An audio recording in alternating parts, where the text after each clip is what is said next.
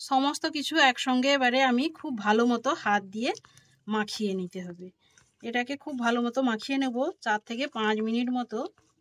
এটাকে যত ভালো মাখা হবে এর টেস্টটা তত সুন্দর হবে। এটাকে খুব সুন্দর করে আমি সুতো দিয়ে বেঁধে নিয়েছি। এবারে উনুন ধরিয়ে একটা কড়া বসিয়ে দিচ্ছি। নমস্কার বন্ধুরা, আমি লিপিকা, গঙ্গাসাগর কুকিং চ্যানেলে আপনাদের সবাইকে স্বাগত। বন্ধুরা, চলে এসেছি আজকের আরও একটা নতুন রেসিপি নিয়ে। আজকের বানাবো গুলে মাছের পাতুরি। আমরা তো বিভিন্ন রকম মাছের পাতুরি খেয়ে থাকি, তো গুলে মাছের পাতুরি খেতে এত সুন্দর লাগে, তো না দেখলে সেটা বিশ্বাস করতে পারবেন না। তো তাহলে চলুন সরাসরি রেসিপিতে চলে যাই। গুলে মাছের পাতুরি বানানোর জন্য এই মাছগুলো নিয়ে নিয়েছি। এবারে এগুলোকে কেটে আমি ভালো করে পরিষ্কার করে ধুয়ে নিয়ে আসছি। মাছগুলোকে খুব সুন্দর করে কেটে ধুয়ে পরিষ্কার করে নিয়ে এসেছি।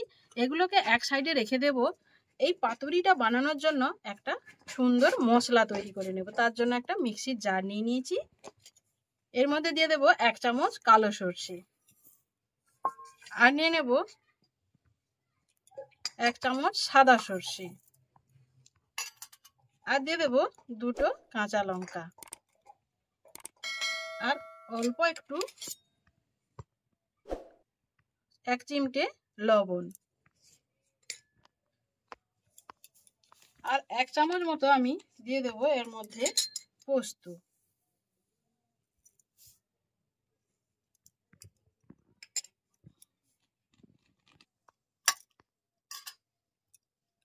সামান্য অল্প একটু জল দিয়ে দেব, দিয়ে মশলাটাকে আমি মিহি পেস্ট করে আনব।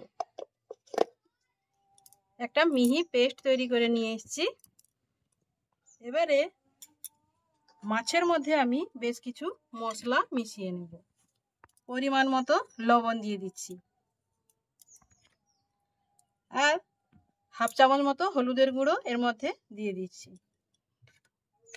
1/2 চামচ লঙ্কার গুঁড়ো সেটাও দিয়ে দিচ্ছি। 1/2 চামচ জিরের গুঁড়ো ওটাও দিয়ে দিচ্ছি। একটা বড় সাইজের পেঁয়াজ কুচিয়ে রেখেছি, ওটাও দিয়ে দিচ্ছি। একটা টমেটোকেও কুচিয়ে রেখেছি, ওটাও এর মধ্যে দিয়ে দিচ্ছি। এর মধ্যে 1/2 চামচ মতো কালো জিরে দিয়ে দিচ্ছি। এবারে যে মশলাটা পেস্ট করে এনেছি ওর মধ্যে আমি এটাকে দিয়ে দেব। সমস্ত কিছু একসঙ্গে এবারে আমি খুব ভালো মতো হাত দিয়ে মাখিয়ে নিতে হবে। এটাকে খুব ভালো মতো মাখিয়ে নেব 4 থেকে 5 মিনিট মতো। এটাকে যত ভালো মাখা হবে এর টেস্টটা তত সুন্দর হবে। সেজন্য এটাকে আমি খুব ভালো মতো মাখিয়ে নেব। গুলে মাছের আমরা অনেক রকম রান্না খাই, কিন্তু এইভাবে পাতুরি কিন্তু কখনো করে খাওয়া হয়নি। তো এইভাবে একবার অবশ্যই বানিয়ে খাবেন, দেখবেন খেতে খুবই ভালো লাগছে। এটাকে খুব ভালো মতো হাত দিয়ে আমি মাখিয়ে নিয়েছি। এবারে এর মধ্যে আমি দিয়ে দেবো কিছুটা পরিমাণ সর্ষের তেল।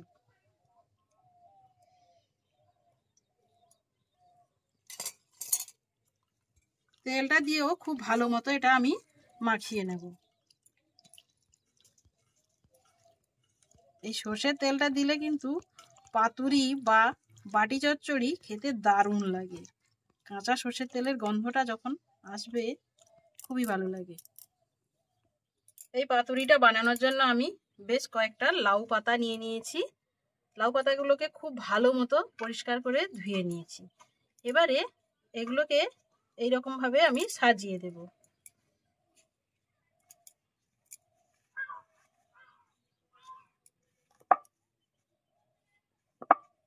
এবারে এর মধ্যেই আমি মাখিয়ে রাখা মাছটাকে দিয়ে দেব।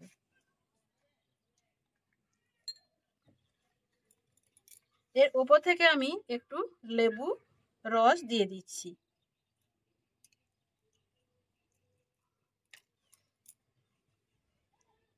এই বাটিটা ধুয়ে সামান্য পরিমাণে একটু জল দেব, খুব বেশি না, কিন্তু 1 চামচ মতো।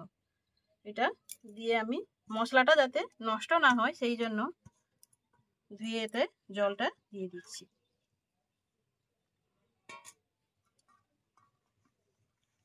দিয়ে এটাকে আমি এইভাবে বেঁধে নেব।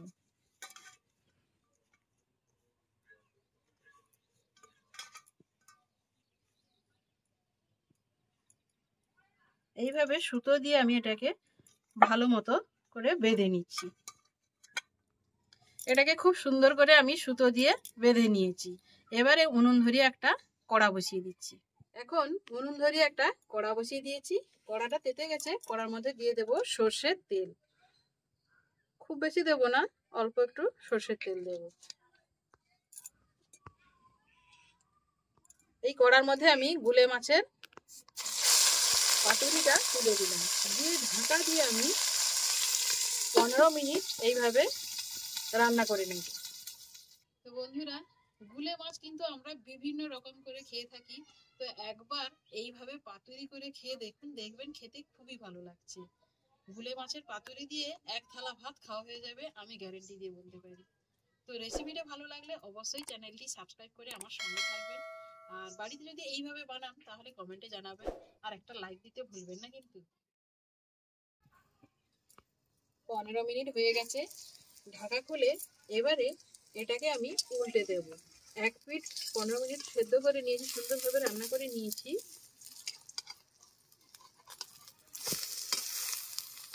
এদিকেও আমি একইভাবে 15 মিনিট মতো ঢাকা দিয়ে রান্না করে নিচ্ছি।